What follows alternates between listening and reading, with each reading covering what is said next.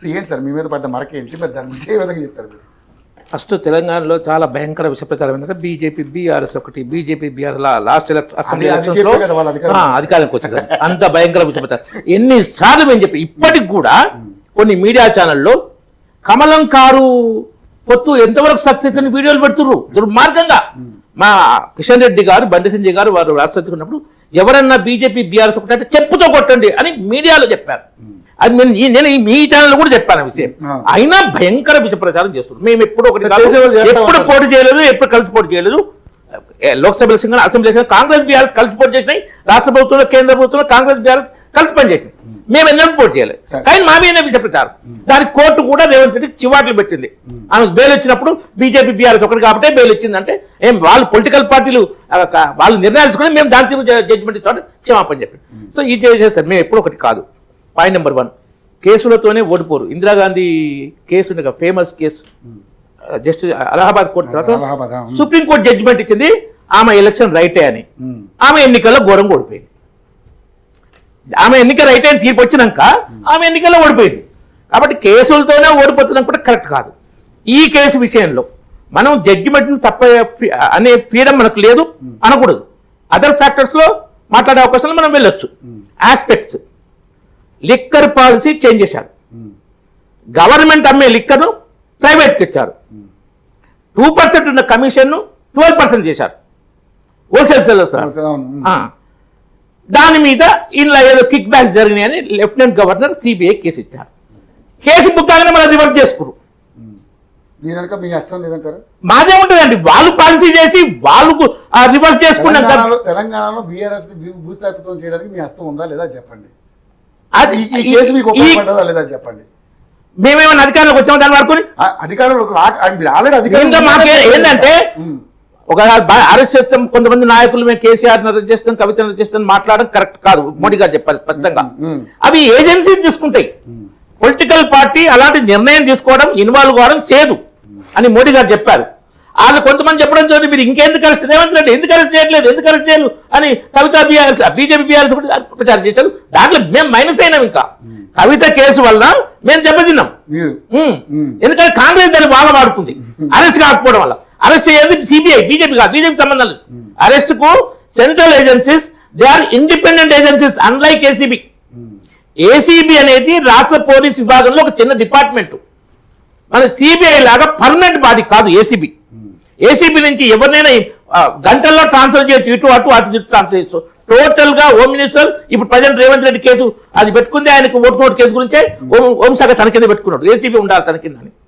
అయితే సిబిఐకి డైరెక్టర్ కానీ అసిస్టెంట్ కానీ చేంజ్ చేయలేదు. వాళ్ళ టైం తర్వాత చేస్తారు.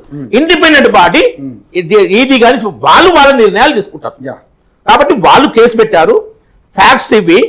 కోర్టులో ఏంటంటే ఒకటి ఉంది మనకు 99 మంది దోషులు నేరస్తులు తప్పించుకున్నా ఒక్క నిర్దోషి కూడా శిక్ష పడదు. మన న్యాయ వ్యవస్థ కాన్సెప్ట్, మన న్యాయ వ్యవస్థ కాన్సెప్ట్ 99 మంది దోషులు తప్పించుకున్నా ఒక నిర్దోషి కూడా శిక్ష పడకూడదు. ఇంకా క్రికెట్లో ఒకటి ఇది మేజర్. చిన్న క్రికెట్లో ఏదైనా బ్యాట్స్మెన్ అవుట్ కాల్ వచ్చినప్పుడు థర్డ్ ఎంపైర్ రిఫర్ చేసిన కూడా స్టిల్ డౌట్ ఉంటే batsmen not out, decision goes in favour of batsmen అని అవుట్ అవుతుంది దాన్ని. సో ఈ 99 అన్నప్పుడు నేరస్తులు తప్పించుకుంటారు. 100,000 మంది నేరస్తులు తగ్గుతారు. అవి మళ్ళీ ఇంకోటి ఈ న్యాయ ఎన్ని తీర్పులు ఎంత ఘోరంగా ఉన్నాయంటే కొన్ని తీర్పులు చెప్తున్నాయి క్లియర్గా మన కళ్ళ ముందు కనపడుతుంది. నిర్దోషి కూడా శిక్ష పడి ఉన్నాయి. ఆయిషా మీరా కేసులో సత్యం బాబుకు అదైతే దారుణం అండి. కోర్టుగా శిక్ష వేసింది. 22 సంవత్సరాలు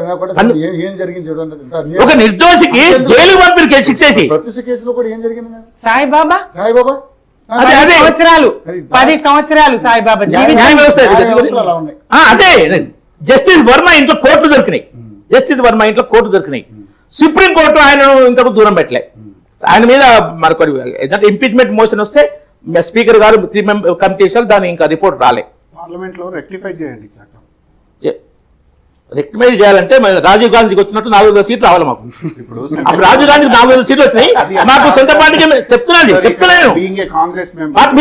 మాట్లాడండి ప్లీజ్. చెప్పండి రాసుకొని మాట్లాడిన తర్వాత ఇప్పుడు చెప్తా. ఇంకా ముఖ్యమైన చెప్పాలి.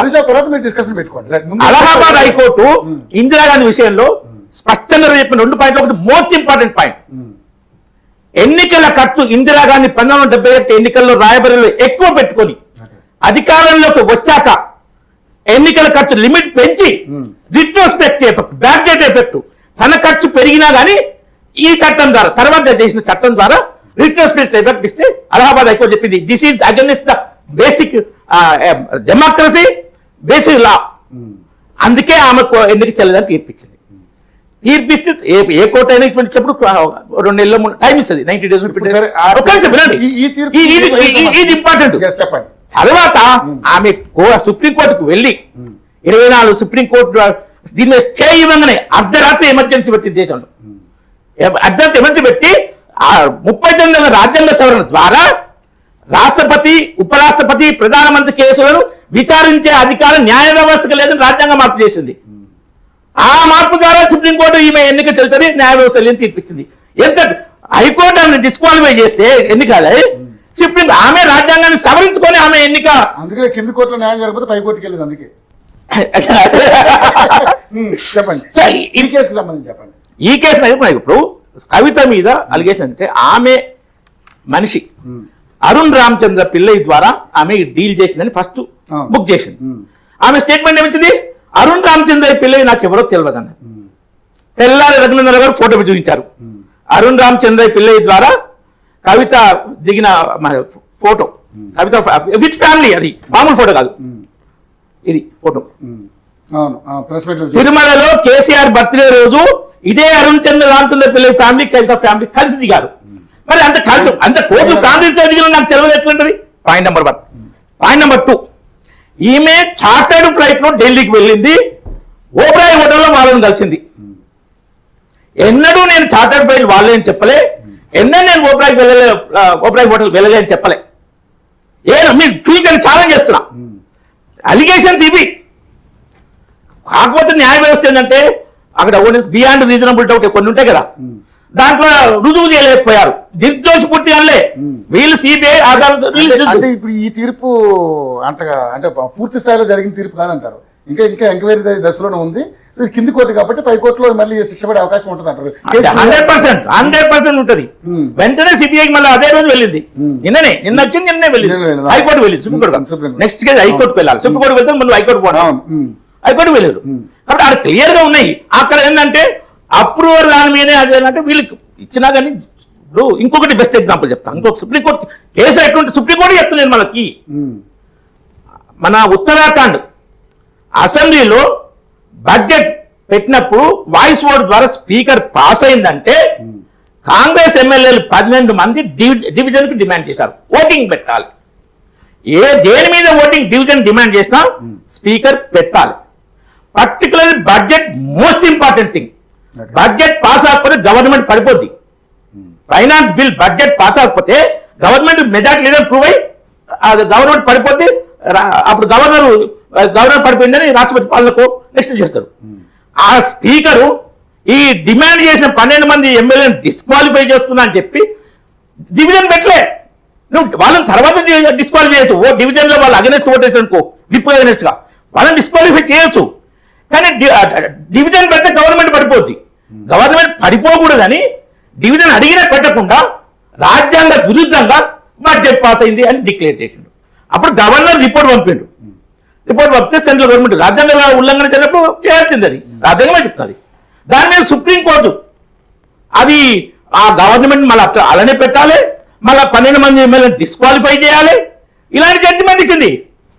దీన్ని మనం ఎందుకు నేను చెప్తున్నా అంటే ఇది పబ్లిక్ డొమైన్లోకి వచ్చింది. ఎట్లా అంటే పార్లమెంట్లో కానీ స్టేట్ లెజిస్లేచర్లో కానీ న్యాయ వ్యవస్థ తీర్పుల మీద మాట్లాడే హక్కు స్వేచ్ఛ ఉంటుంది, బయట ఉండదు. కానీ అప్పుడు అరుణ్ జైట్లీ గారు స్పష్టంగా చెప్పారు, రాజ్యాంగ ఉల్లంఘన ఈ విధంగా జరిగింది, అందుకే చేశాము, సుప్రీంకోర్టు తీర్పు తప్పని పార్లమెంట్ లో చెప్పారు.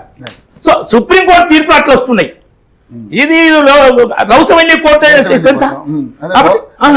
లోకల్ కోర్టు అన్నట్టు కదా. కాబట్టి ఈ కోర్టులో ఇప్పుడు ప్రస్తుతం ఆమెను దోషిగా అనలేము, కానీ నెక్స్ట్ కోర్టులో మాత్రం దానికి పడాల్సిన శిక్ష పడుతుంది. శిక్ష పడేదాకా మీరైతే ఊరుకోరు.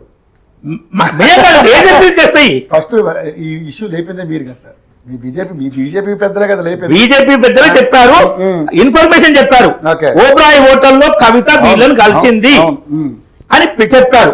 దాని మీద పెట్టు, కానీ దాని మీద ఏనాడు ఖండన రాలేదు. సరే, మీరు ఏదైతే ఎలిగేషన్ చేశారో మీరు కొంత అయితే డ్యామేజ్ చేయగలిగారు ఆ పార్టీని కానీ ఆ కుటుంబం. ఇంకో 2-3 విషయాలు నేను ముఖ్యమైన మాట్లాడు మళ్ళీ మాట్లాడు. ఒక్క నిమిషం, ప్లీజ్.